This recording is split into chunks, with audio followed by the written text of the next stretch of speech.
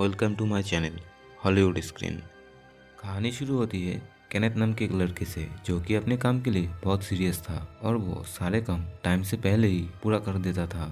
उसके बॉस भी उससे खुश थे। फिर एक दिन बॉस उसे एक बड़ा काम देते हैं जिसे कि उसे कम समय में पूरा करना था। उसकी हेल्प के लिए बॉस उसे लीजा नाम की एक लड़की के साथ मिलवाता है। केनेथ ये काम अकेला ही करना चाहता था, लेकिन बॉस के लिए ये काम जल्दी पूरा करना बहुत ज़रूरी था, तो केनेथ को लीजा के साथ ही काम करना पड़ता है।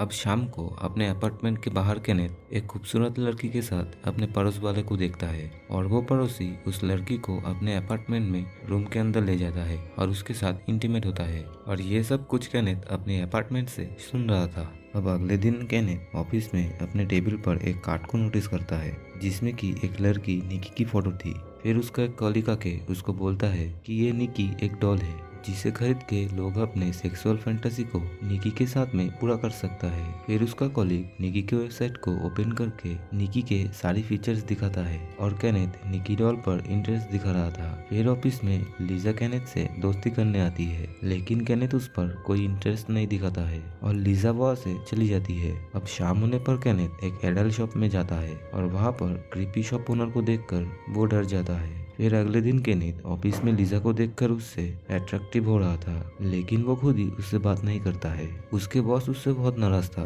क्योंकि वो अपना काम टाइम पर नहीं किया था। फिर रात होती है और केनेथ निकी के वेबसाइट पे जाकर उससे ऑर्डर करती है और वो उस डॉल की फीचर्स लीजा की तरह बनाती है। अगली सुबह होने पर केनेथ को खबर मिलती है कि निकी को खरीदने की वजह से उसका बैंक बैलेंस में एक भी पैसा नहीं बचा है। फिर कुछ टाइम के बाद एक डिलीवरी बॉय आकर निकी डॉल को उसके घर के सामने रखकर चले जाते हैं। उसका पड़ोसी इतना बड़ा बॉक्स देखकर उससे पूछता है कि इस बॉक्स में क्या है, लेकिन केनेथ झूठ बोलता है। वो बोलता है कि उस बॉक्स में एक फ्रिज है। तभी वहाँ पर उस बिल्डिंग में रहने वाला एक डिटेक्टिव आता है जो कि उस बॉक्स को खोलकर देखना चाहता था, लेकिन वो लोग उस बॉक्स को खोल पाते उससे पहले ही केनेथ बॉस को अपने रूम के अंदर ले जाता है। अब रूम के अंदर आने के बाद वो उस बॉक्स को खोलता है और उस डॉल को सेक्सुअल तरीके से छूता भी है और किस भी करता है, लेकिन उसे कुछ महसूस नहीं होता है। इसके बाद वो उस कंपनी में कॉल लगाता है और कहता है कि उस डॉल से वो सेटिस्फाइड नहीं है। कंपनी उसे सलाह देती है कि उसे जिसके जैसी डॉल चाहिए वो उसके सारे फीचर्स उस डॉल में अप्लाई करे। अब अगले दिन केनेथ लीजा को अपनी ऑफिस पर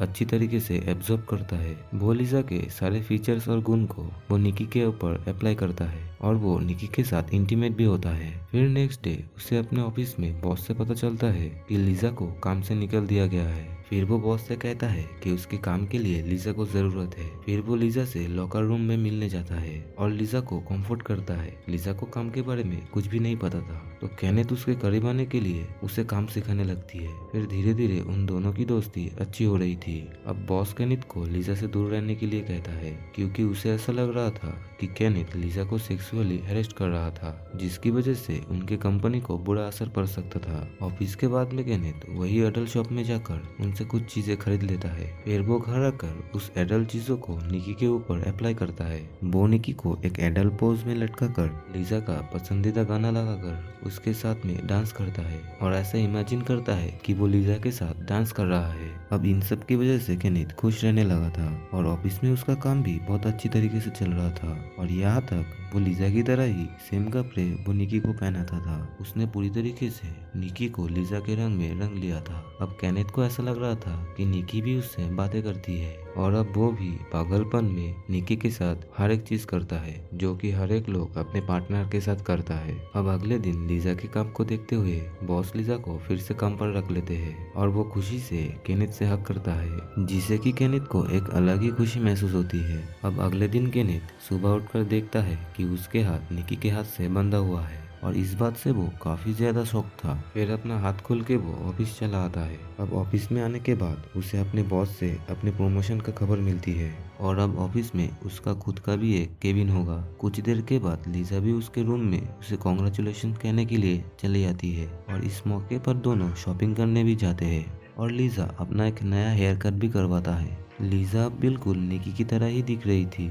और केनित तो लीजा की खूबसूरत के ऊपर खो जाता है। घर आने के बाद केनित निकी से देर के लिए माफी मांगता है और वो ऐसा इमेजिन कर रहा था कि निकी उसे जवाब दे रही है। अब अगले दिन ऑफिस जाते वक्त केनित ये देखता है कि निकी के हाथ में एक चाकू है और लीजा के बनाए हुए प्रोजेक्ट चाकू से काटे गए थे। फिर ऑफिस के पार्किंग लॉट में भी केनित को ऐसा महसूस हो रहा था कि कोई उसका पीछा कर रहा है और वो डर कर ऑफिस के अंदर आ जाता है। उसे एक फोन कॉल भी आता है जिसके जवाब में वो उस कॉल वाले को ये चिल्लाकर कहता है कि वो उसे स्टॉप नहीं करे। अब लीजा को केनित का बिहेवियर बहुत अजीब लग रहा था और वो उससे बातें करने जाती है। लीजा ने केनित का सारा काम खत्म कर दिया था ताकि केनित वीकेंड पर रेस्ट कर पाए। अब घर आने के बाद केनित निकी से ब्रेकअप करने की बात बोलता है। उसे डर था कि निकी लीजा को उनकी सेक्स रिलेशनशिप के बारे में ना बोल दे। फिर वो उस डॉल की कंपनी को कॉल करता है ताकि वो लोग उस डॉल मतलब कि निकी को ऑफ कर दे। वो अब निकी के साथ नहीं रहना चाहता था।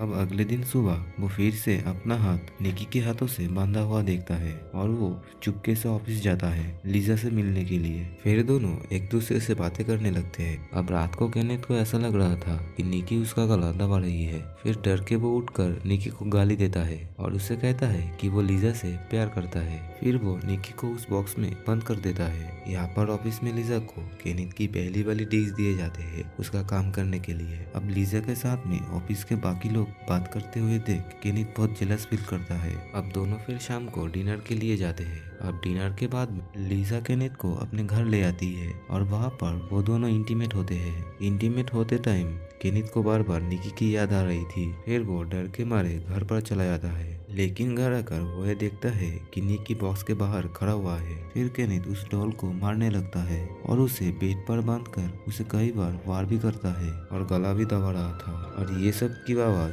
केनित की घर की मालिक सुन पा रहा था। केनित फिर उस डॉल को बाथरूम में ले जाकर उसके टुकड़े टुकड़े कर देता है और एक बैग में उस पार्ट को लेकर एक डस्टबिन पर फेंक देता है और उसके घर की मालिक ये सब चीजें देख रहा था। केनित लीजा के घर जाकर उससे माफी मांगता है और उससे कहता है कि ये सब निकी की वजह से हुआ है, पर लीजा को कोई आइडिया नहीं था कि निकी एक डॉल है। लीजा केनित को माफ कर देता है और फिर वो दोनों इंटीमेट होते हैं।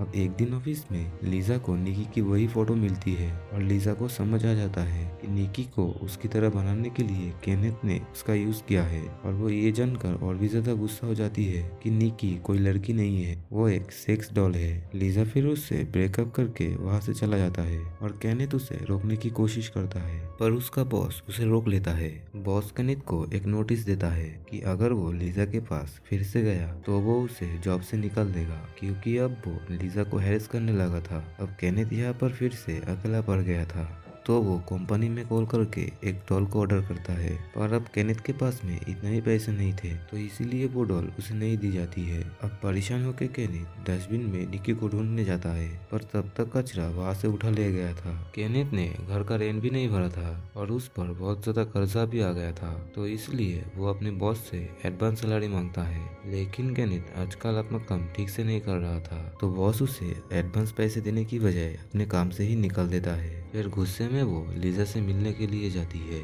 और वो वहाँ पर जाकर लीजा पर हाथ उठाता है। अब इसके दौरान लीजा को चोट लगने की वजह से वो बेहोश हो जाती है। अब इधर घर के मालिक रे को भी वो मैगजीन मिलता है जिसमें वो वही डॉल और बॉक्स देखता है जो कि वो केनेथ के पास देखा था। फिर वो डिटेक्टिव को कॉल करता है और कहता है कि केनेथ ने मर्डर किया है, लेकिन डिटेक्टिव उसकी बातों पर ज्यादा ध्यान नहीं देता है। अब होश आने की बात लीजा देखती है कि वो निकी की सेक्सी ड्रेस में केनेथ के रूम पर है और केनेथ उससे ऐसे बातें कर रहा था जैसे कि वो लीजा नहीं निकी हो। और इन सभी से बचने के लिए लीजा वहाँ से भागने लगती है कि तभी केनेथ उसे पकड़ लेता है और उसको बांध देता है। रे अपनी शक की वजह से केनेथ के घर के अंदर चेक करने के लिए जाता है, पर केनेथ वहाँ पर छुपा हुआ था। रे को वहाँ पर लीजा बंधी हुई दिखाई देता है और वो लीजा को आजाद कर देता है, पर वो दोनों वहाँ से भाग पाते उससे पहले ही केनेथ रे को मार डालता है और लीजा को फिर से पकड़ कर बांध देता है। अब केनेथ ऐसे बातें कर रहा था जैसे कि फोन की दूसरी तरफ निकी हो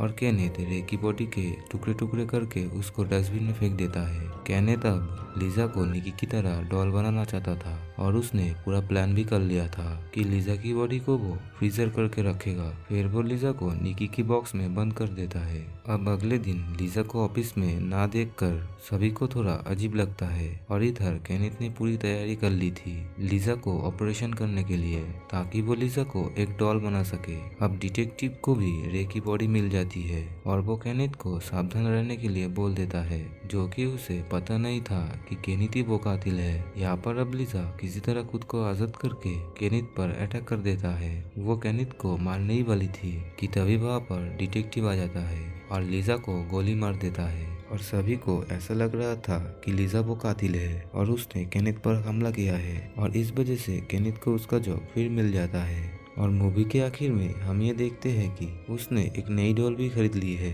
जिसे अब की वो फ्लावर शॉप की लड़की की तरह बनाएगा, क्योंकि यही लड़की अब उसकी क्रश थी। और इसी के साथ में ये मूवी यहीं पर एंड होती है।